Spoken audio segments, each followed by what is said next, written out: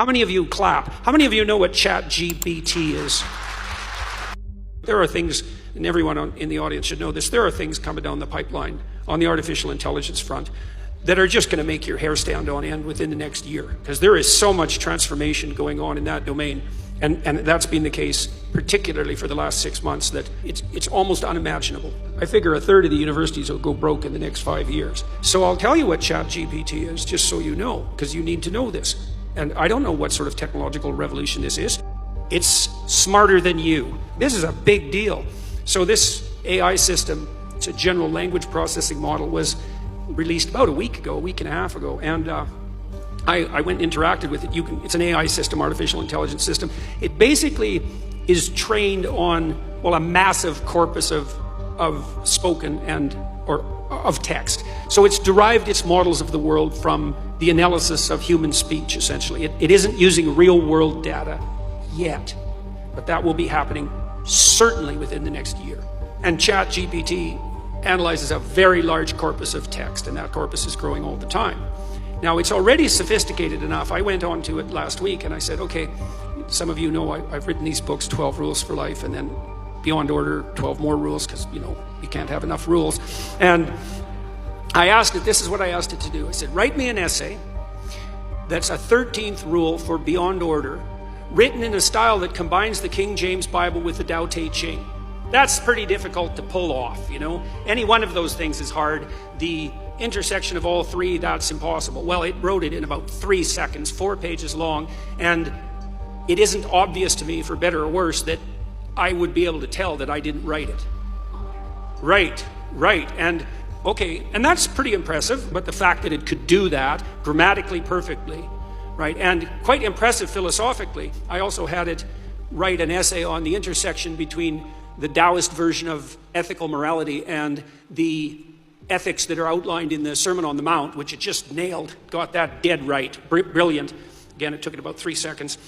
There was a computer engineer who purported to work for Tesla. He asked ChatGPT, he said, look, I work for Elon Musk, but I haven't been doing much for the last week, so I need you to write me 10 bullet points about what I probably would have done as a engineer at Twitter. What 10 things did I do last week that were productive and valuable? And, oh, if you don't mind, write me the accompanying computer code that goes with each project. And it did that too, 3 seconds, and the computer code works. Right, and so, okay, so that's already there. So then a university professor did this. He thought, oh, that's interesting. Any student will be able to write any essay on any topic with ChatGPT. And someone gave it an SAT, by the way, and it scored about as well as the average student in a well-functioning public university. So that's how smart it is. So that's basically an IQ test. He said, write me an essay, gave it a topic, wrote the essay. He said, now grade it. He said, if we can automate the students, we should be able to automate the professors too. And so it provided a complete, comprehensive analysis of its own essay with grade.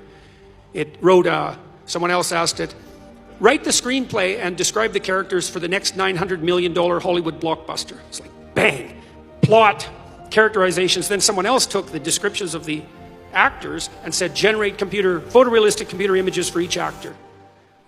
And all the AI systems could do that. So I'm going to tell you what's going to happen next. This is going to happen this year. So get ready. Okay, so now we have an AI model that can extract a model of the world from the entire corpus of language. All right, and it's smarter than you. And it's going to be a hell of a lot smarter than you in 2 years. So you can get ready for that too. But it's not that smart yet, because it's just a humanities professor at the moment. It doesn't test its linguistic knowledge against the real world. That's what a scientist does, right? You come up with a theory that's linguistically predicated, and then you throw it against the world and see if it sticks. And then the world tells you whether or not your linguistic construction is valid. But the new AI systems will be able to extract out patterns from the world itself, from images and so forth, and then be able to test their linguistic constructions against the world. And so they'll practice just like scientists. And the most advanced models are going to use text and image and action as well, because they'll be able to model human action. And all of that's going to come down the pipes within the next year. So hang on to your hats, ladies and gentlemen, because what did my friend Jonathan Pajot say? Giants are going to walk the earth once more.